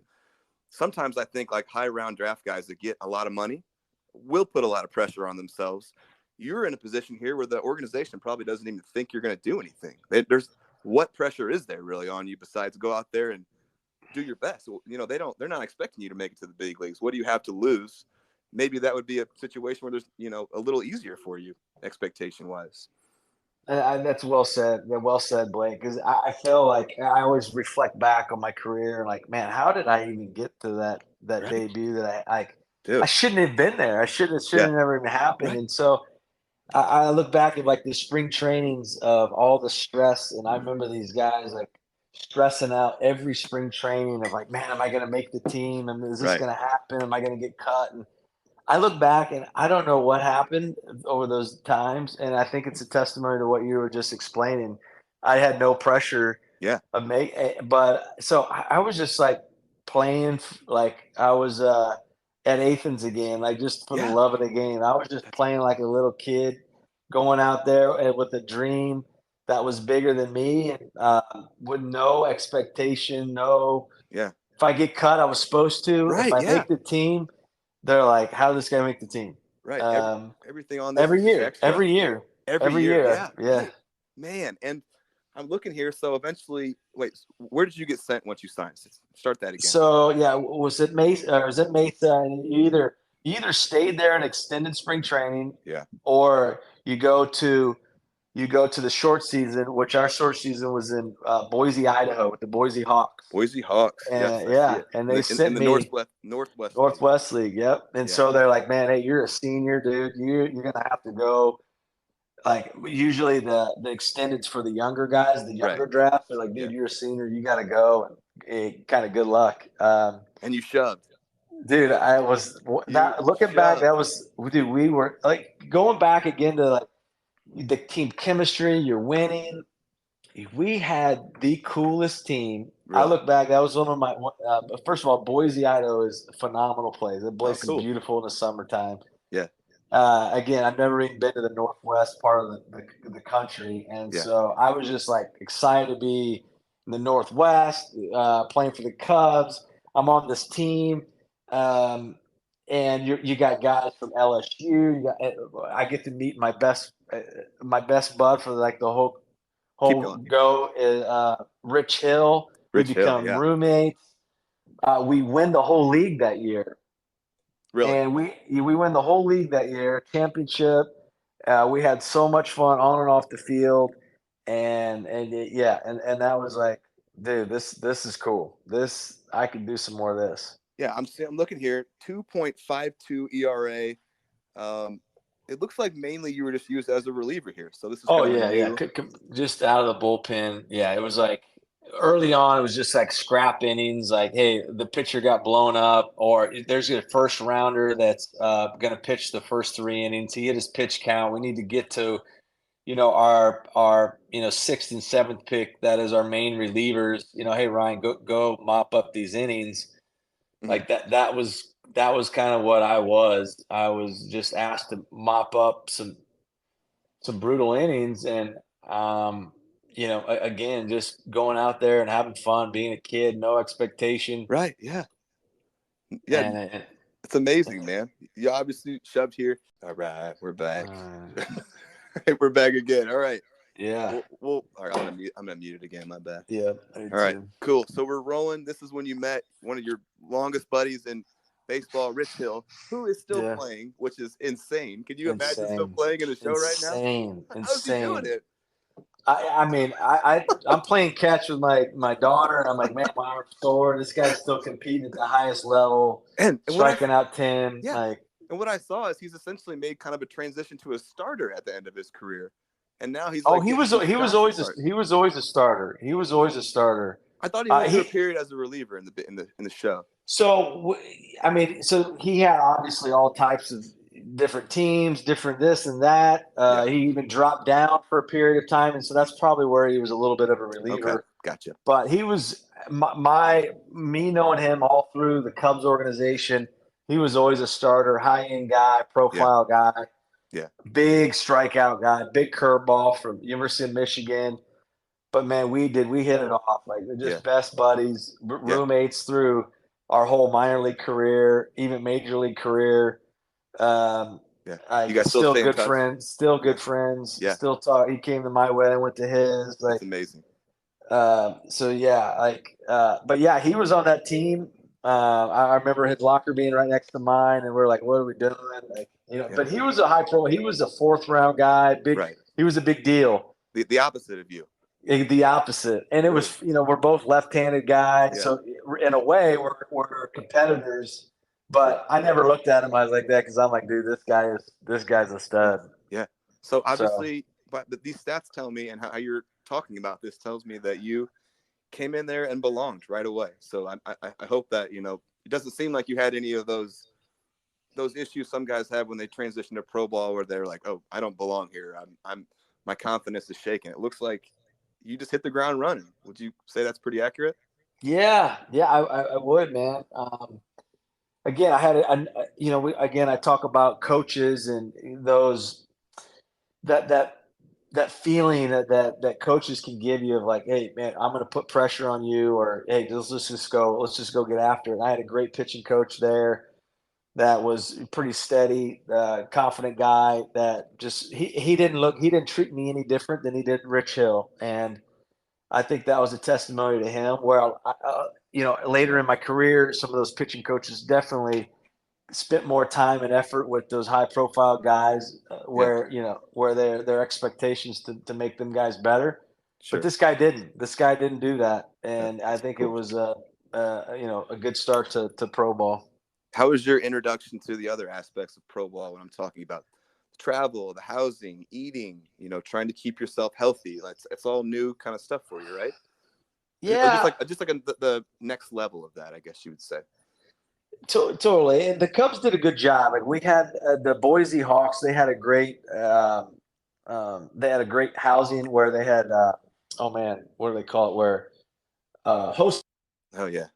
So we stayed with these host families, and they had a great program there at the Boise Hawks where they fed us like crazy. We get on the bus, and they'd have these sack lunches for us and all kinds of Gatorades and waters, and they just had a really nice program that kind of made that transition easy. And like That's the awesome. host families would have all kinds of food and dinners for us when we get home. They'd have lunches before we go to the field, and they did a really good job of that, which made that transition very, very easy. I mean, it was almost easier than college, where you kind of had to take care of yourself. Like these people were like, it's all done for you. You're with the Cubs. Like this is, you're a big deal, and they took care of us. Yeah, I love to hear that, man. So you get done with your first year of professional baseball. We're home for our first off season. Is this when you hook up with Chad? Start training with Chad? Not yet. Okay. This was still kind of me. I worked out at the Fit Club. Yeah. And it was just me doing what I learned in college for strength and conditioning with also of a twist of what the Cubs were, kind of writing the program for me to go do in the off season. So it was a mixture of that, but no, went home to the Fit Club and was just getting after, kind of pretty much on my own. But also, what Lincoln Land did for us is the Canadians were already in pro ball a year ahead of me. Yeah. Because they went after their junior year, and so it was coming home and being at Lincoln Land and having that welcome feeling of what Bull and Krasik, they welcomed us to be around there, be around the team, and we got to throw live BPs in the cages to the Lincoln Land boys and the Canadian guys, and play catch and use those facilities in Lincoln Land, and that was a big deal. I mean, to come home to have that success have that success that we had in Lincoln Land, and then to be welcomed back to come and continue on the career. That's Bull has always done that, and I'm sure Claude did too. And that's so mutually beneficial. It's beneficial for you guys to have somewhere to do baseball stuff and be supported. I remember you guys were always in practice with us and hitting with us and stuff. But it's also, good for us as players. And I was there to see you go through your process, to see how a professional works. So it was all good, and you were just like the best, like I said, mentor to everyone, always kind. It was great having pros around, and I've always thought that was awesome of Bull to always have that open invitation for guys to come in that were playing pro ball. No, dude, because I remember being at Lincoln Land, and I don't know if you remember the name Chris Detmers. His son now is Reed Detmers. Yeah, big deal. But Chris used to, so my dad's from Nokomis, Illinois, and Chris Detmers is from Nokomis, and so we kind of had that. So I knew of him just from my dad being at Nokomis. Yeah. And so when Chris would come home, he would do that, and he would always come out and seek me out. And I get to play long toss with Chris Detmers at Lincoln Land at practices. And I always, and he was a left-handed pitcher. And I always wanted to be like a Chris Detmers and get that opportunity. So I mentioned, like, just love to get back to the game. And what Chris did to me, it wasn't necessarily what he said to me, but it was just like the work ethic and what he did, because he was on that 94 team that won at Lincoln Land. Oh, cool. Yeah, that's right. And so I was like, dude, I'm going to be in those same kind of footsteps. And and so I remember that he did that, and I wanted to do the same for, the Lincoln Land teams behind us, and absolutely. kind of have that same feel. Yeah, you were always so awesome to us. We all were appreciative of you guys being around. It was amazing. So off season goes by. I'm sure it's just kind of standard strength and conditioning stuff. We'll eventually get to Chad. I think you've got some interesting things to say. I know you think very, very highly of him, and he thinks the world of you. We're going to our first spring training this year. Yeah. First taste of it. Let's take us through what it's like going to your first spring training, man. It's kind of an interesting experience from what I've heard from these other guys we spoke to. It's an amazing experience. It really is. It's overwhelming because there's a lot of players that come in there. I mean, those locker rooms are full. Because I went there, like I told you, once I signed, I went to Mesa, so I saw the facilities. I got to see what the facilities were. So it wasn't my first time. So that was actually nice that I had that little familiarity. But with that said, at that time there was like 15 to 20 guys in the locker room, where at this point, like, there's like 5 or 6 locker rooms, big locker rooms that are all full. Some guys are doubled up. I mean, there's that many guys, and you're like, whoa. Okay. There's a lot of us. Yeah, I'm just a number. Okay. Yeah. And there's a lot of pitchers. But I tell you what, the success that I kind of had, like, to your point, I felt like, hey, man, I kind of belong here. Yeah. I can do this. Sure. Again, I speak to that. Like, I wasn't nervous about getting released. I'm just like, hey, I'm here, and I'm going to do my best. Man. And I went out, and I made the team. And so, you start to see guys getting let go towards the end of the spring training, and you start to see, like, man, this is real. But again, I didn't have that sense of nervousness. If it's meant to be, it's meant to be. And I made that low A team. Yes, you did. Lansing Lugnuts in the Midwest League. Or wait. This is A ball. This is A ball in the Midwest. Yeah, but it was low A, because there's low A, high A. So it was low A, but it was the Midwest League, the Lansing Lugnuts. And dude, I'm looking at the stats here again. Another year of shoving. 2.88 ERA, 81 innings.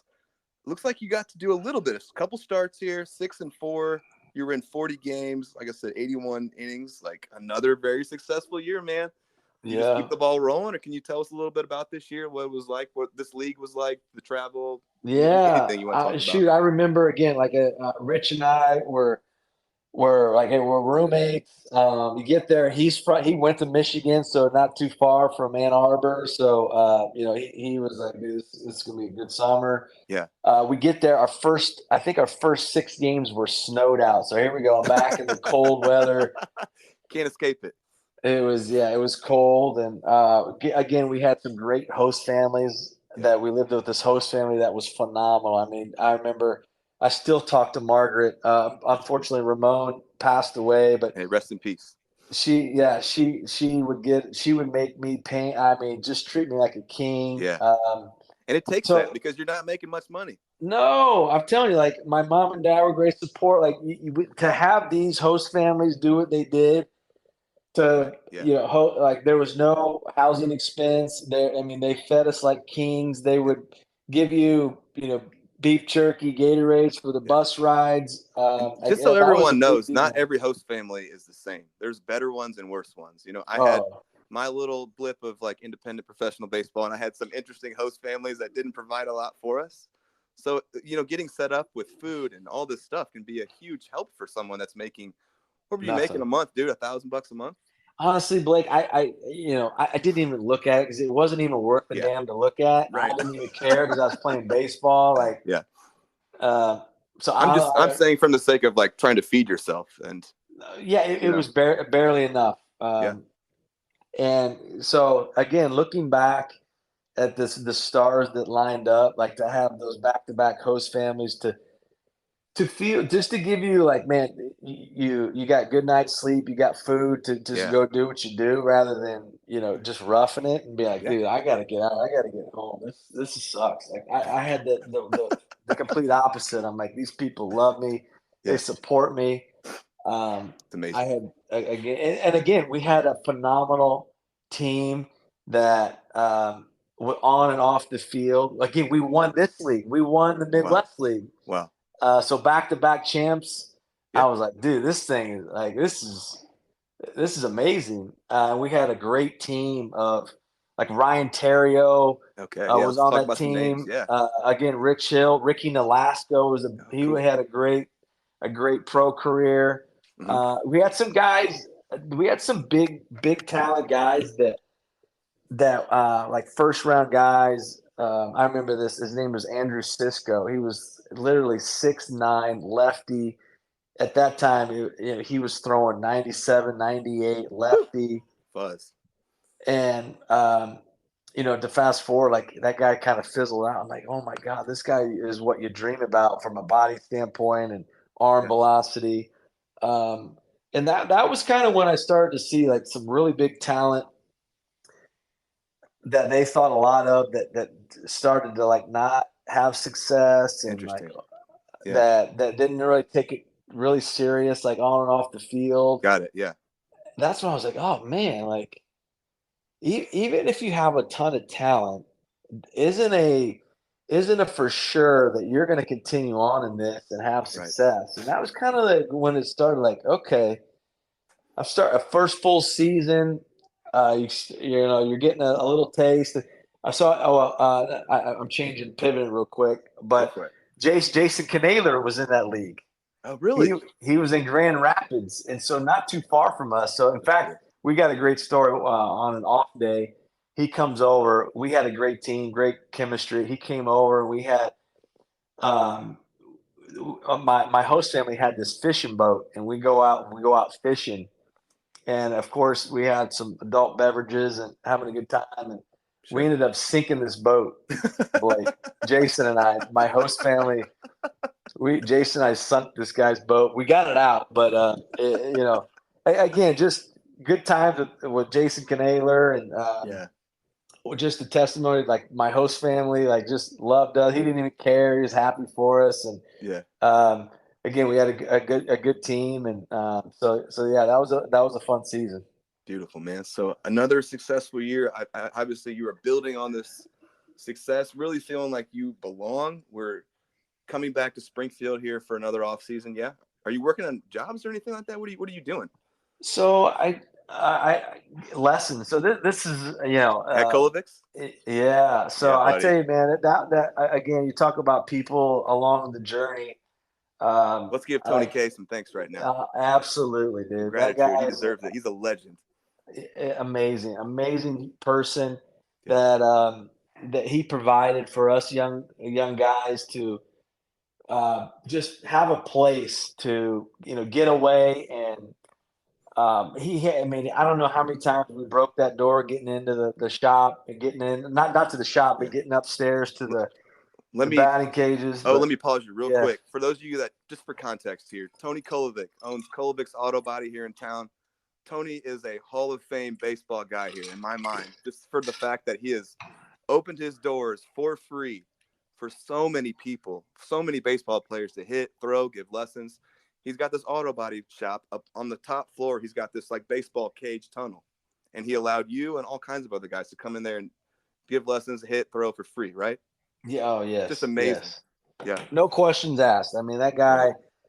He spent a lot of time and effort and money in building that thing, and just let all of us young guys come up there and just do what we need to do. And I was able to just make a little bit more to like keep living, man, keep the Yeah. dream alive Right. Yeah. of giving lessons. But I also loved it because I felt like I was giving back to some of these young guys, these young pitchers or hitters and teams that would ask for me to give lessons, Yeah. and had a place to Absolutely. go. And Yeah. yeah, I mean, Tony was an amazing part of that journey for sure. There's I recently went back and redid all my parents' old home videos, and there's a bunch of, I used to tape a lot of my hitting sessions, and there's multiple hitting sessions where I'm hitting with my dad on one side of the cage and you are on the other side giving lessons to somebody.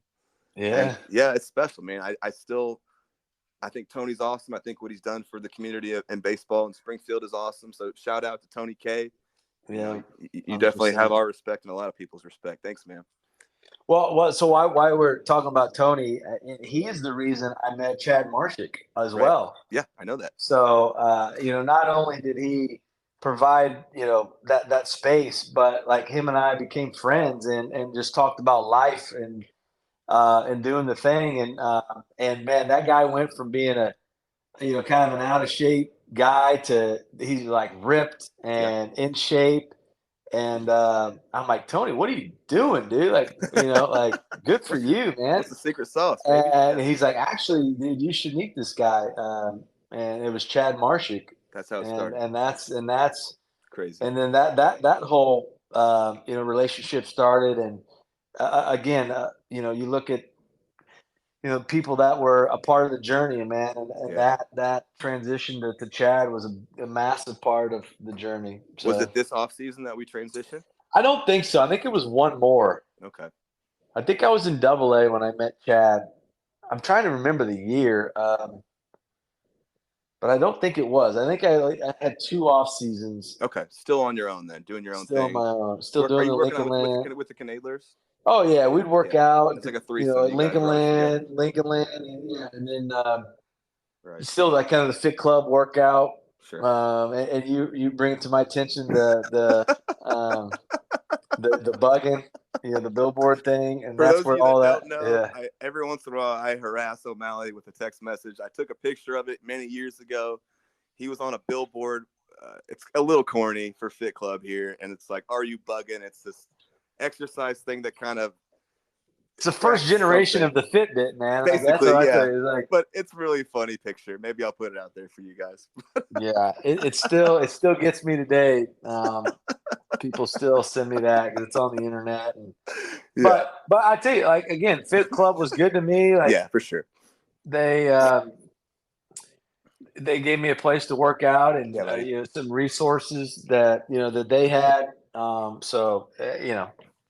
jokes aside, man, the Fit Club was a good place to work out in my early couple of days. Yeah. Sure. So off season, so we're going to our next our second spring training here. Anything notable from this spring training? Because this is going to be. I'm looking at this year. This is I already in my notes I have written down whirlwind of year because we're moving through different. Oh things. yeah, it man, was. We go all the way from high A to AA to AAA in a year, which is crazy. Yeah. So let's just start it off with spring training, bud. Yeah. So again, I mean, you take, and this is why I live here today in Phoenix. You take a kid out of the Midwest in February and March, and you bring him to Mesa, Arizona, and you're like, man, this place is amazing. I like this. You got the sun every day, the warmth, like it's amazing. And so I just always loved spring training. Looking back, it was my favorite time of the year.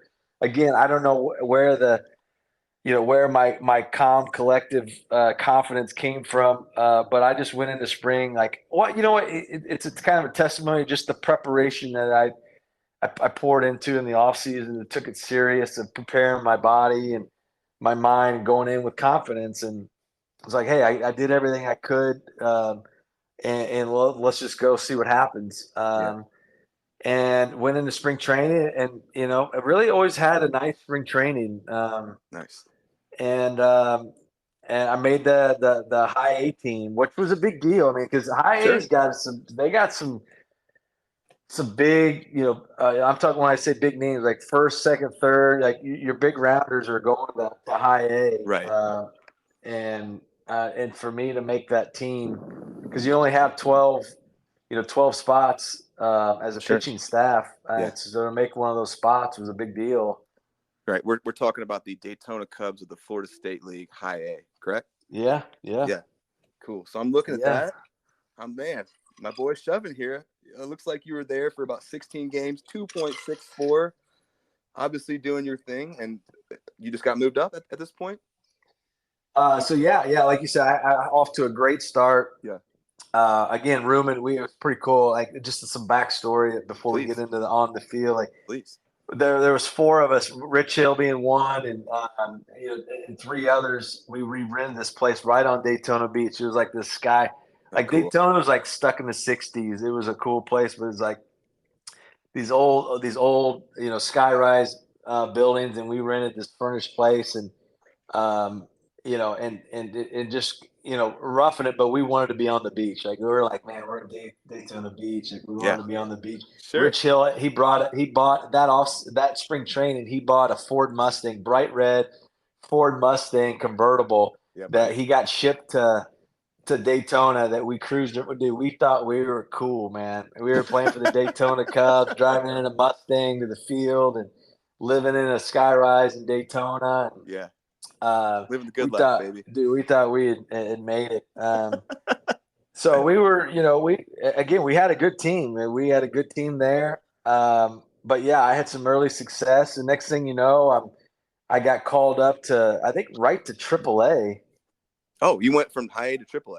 Yeah, and so like you had mentioned in the year before in Lansing that I had some starts, and so that's kind of what was happening, where like a starting pitcher would get hurt. And again, I was still kind of that mop up guy where like, hey, Ryan will do it, or just like, he'll throw strikes. Just put Ryan out there. Like, just put Ryan out there.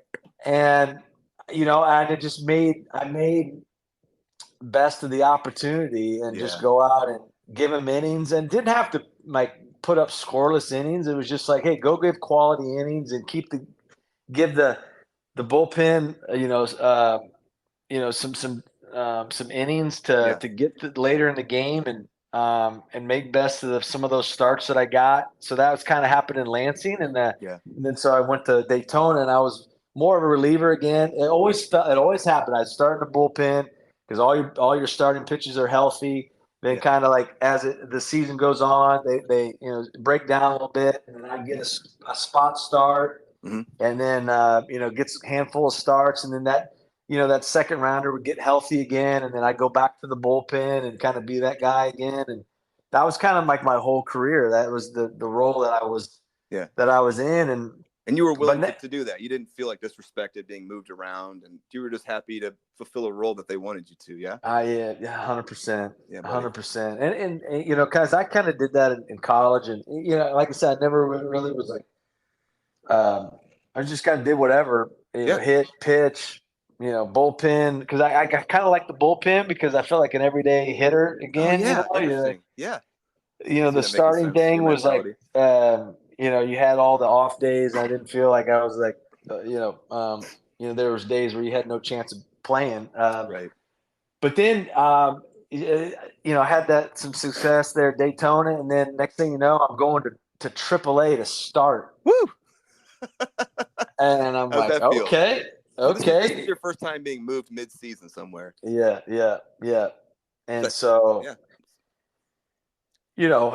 just the whole thing that goes behind the scenes, like, I got to go get some we were on the road. I took like this get home late at night, like in the morning, get like a few things and back. You don't know if you're coming back here to Daytona. You don't know if Right. you're staying in AAA. You don't know where you're getting released. You don't know any of this. And you just pack your bags and catch a flight. And I land in Des Moines, Iowa, and I'm pitching for the AAA, Iowa Cubs. Wow. Crazy, man. And for those that don't know, I mean, that's like a big jump. Typically, a lot of guys, burn out somewhere in A-ball, and AA, from what I think I understand, is really a proving ground of do I have the chops to keep going or not? And for you to just skip it and go right to AAA is interesting. Yeah. What'd that feel like for you, man? Those some big boys up there. Yeah, dude, they were. I mean, they were grown men, man. They were, guys that have some big league time that Sure. are, on the team, and the guys that you're facing have some big league time, and you're like, holy smokes. Yeah. But again, just kind of have that mentality of like, dude, I got nothing to lose, and just go out there. I love that, man. Yeah, and do my best, and I've prepared, and I've done everything I could to this point, and I still remember this day. I think I pitched 4 2/3, and I think it was like 3-2 against the St. Louis Cardinals, AAA. Mm-hmm. So, dude, they were thrilled. They're like, dude, you gave us great innings. You got it to the bullpen. They were thrilled, and so I'm like, all right, well, I didn't know if I was staying, going, doing right, what. Yeah. Who knows? So yeah, that was. I think I ended up going back to Daytona. Really? Interesting. Just because it was like a spot start. Yeah, maybe I stayed there for a couple weeks. I can't remember. Looked like you had eight games with Iowa, 15 innings. That like you said, that was a whirlwind. Then I ended up in AA for the second half. I went back to A-ball, then I went back to AAA. Really? And then they're like, well, you're having success in AAA, so maybe you don't need to go to A-ball. Yeah, so let's see what AA looks like. So I ended up going to AA, finishing up the second half of the season there with the West Tennessee Diamond Jacks. Yeah, buddy. What is that? So you're seeing all types of competition, like those are big jumps. High A to AAA to AA, those are quite a jump. What was your AA experience like that? It looks like you had some success there. 3.72, 16 games, 55 innings. It looks like you spent the bulk of your time there. Yeah. So the whole second half, the first half of the season, it was like that back and forth to Iowa and A-ball. Yeah. I'm sorry, AAA, Iowa and A-ball, and then ended up in West 10 and finished the season. And the AA is interesting because you got all these prospects. I mean, these guys are, like you said, they've crossed that threshold of like, man, these guys got it.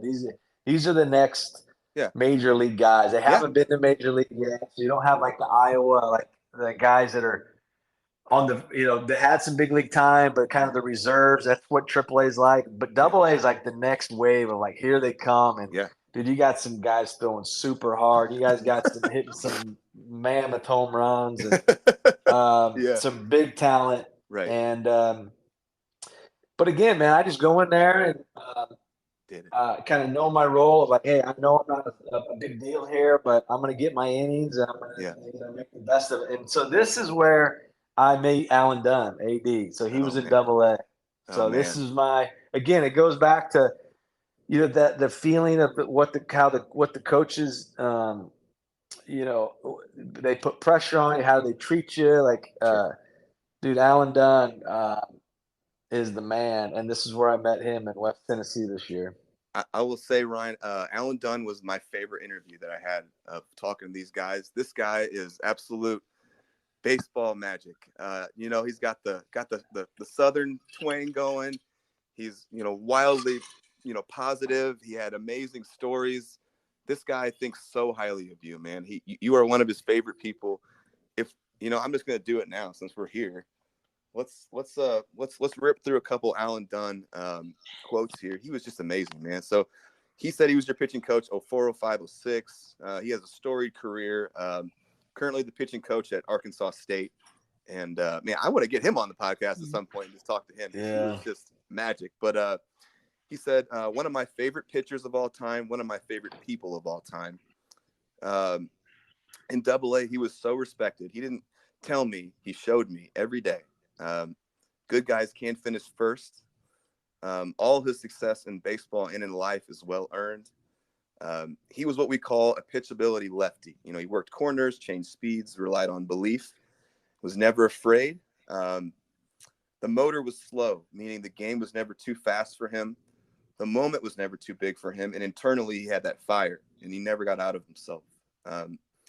People and teammates gravitated towards him because he was steady Eddie. He had poise and presence, and others followed. And you know early on what you were getting from him, and that was comforting. And he says, our relationship goes way beyond baseball, and that means more to me than him ever making the big leagues. And I'm going to save a couple of them for later, but we are close here to the 2-hour limit that I can record on this cast here. So are we thinking we're going to be done for the day here, or do you have any more time? Or Yeah, what are you thinking of? let's end it here. Yeah, perfect. It's a good way to wrap it up. It really And was. then, Yeah. Cool. but yeah, So we've wrapped it up here. We are just finishing your whirlwind year.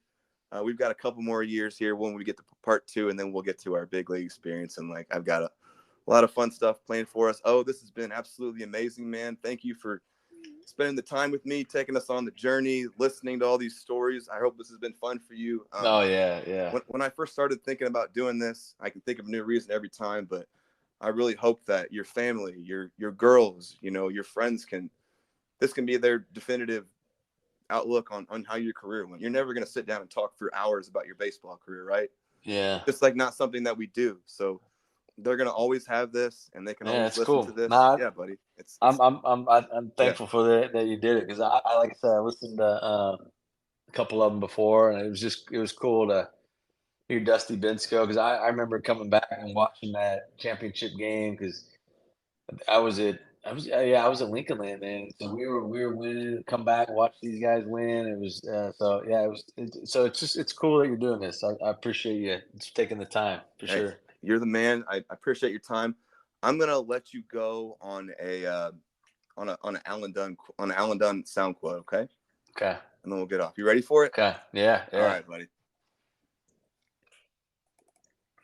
There was the general manager for the Cubs when I was there, and he had a meeting with all of our players one time and told them, he said, well, fellas, you need 3 things to get to the big leagues. He said, you need the gift, you need the guts, and you need the gab. He said the gift is your talent, your ability. The guts is how do you respond when adversity hits you? How do you handle things? Do you just keep going, or do you quit? And then the gab is someone talking about you and not you talking about yourself. Oh man, I think that sums up Ryan O'Malley. That's perfect, man. Oh, so this guy's amazing, obviously. So anyway, Ryno, thank you, man. You're the best. We will pick up part 2 here soon. Thank you for your time, brother. Appreciate you. Yeah, man. Thanks, Blake. All right, post-game spread. We're out. Thanks, brother. See ya. All right, man.